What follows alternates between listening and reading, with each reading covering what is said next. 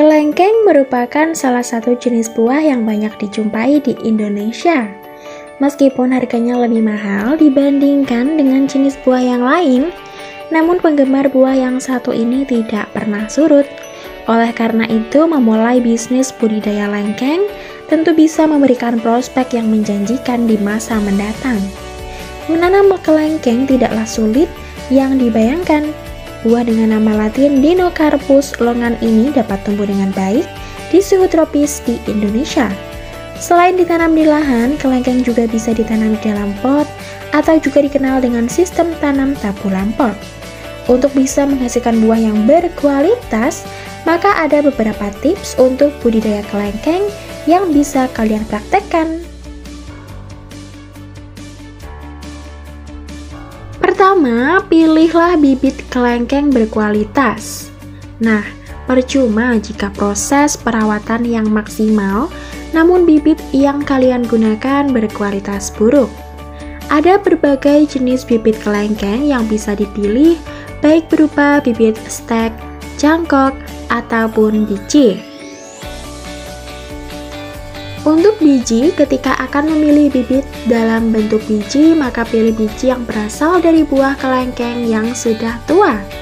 Bibit dari biji kelengkeng lebih mudah didapatkan, namun kelemahannya bibit dari biji memiliki pertumbuhan yang tergolong lambat. Kemudian untuk cangkok dan stek, bibit yang berasal dari stek dan juga cangkok biasanya lebih banyak diminati dibandingkan dengan bibit biji. Jika ingin menggunakan bibit cangkok, pilihlah bibit yang berasal dari indukan yang produktif. Tanaman kelengkeng atau pohon kelengkeng akan berbuah lebat jika ditanam di lahan yang terkena sinar matahari penuh. Untuk mencukupi kebutuhan haranya, jangan lupa untuk menambahkan pupuk dasar pada lahan sebelum penanaman bibit. Kemudian untuk pengairan serta pemupukan sesuai kebutuhan. Proses penyiraman kelengkeng dilakukan 2 kali sehari, pagi dan sore hari, apalagi ketika memasuki musim kemarau.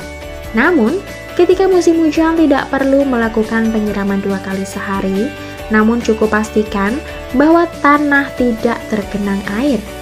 Untuk pemupukan, lakukan pemberian pupuk dasar di awal-awal masa penanaman.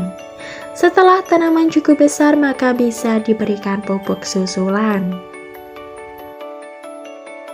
Jenis pupuk yang bisa diberikan yaitu biasanya pupuk kandang dengan jangka waktu pemberian sekitar 1 bulan sekali. Perawatan selama proses pertumbuhan setelah memberi nutrisi dan air yang cukup, kalian tidak bisa meninggalkannya begitu saja.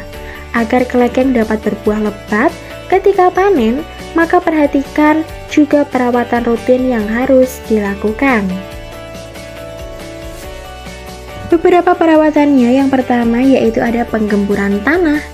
Ketika tanaman sudah cukup besar, tanah yang berada di sekitar lengkeng cenderung mengeras. Oleh karena itu, kalian harus melakukan penggemburan tanah secara rutin di area sekitar kelengkeng, agar akarnya dapat bergerak lebih leluasa dan dapat menyerap nutrisi dengan lebih mudah.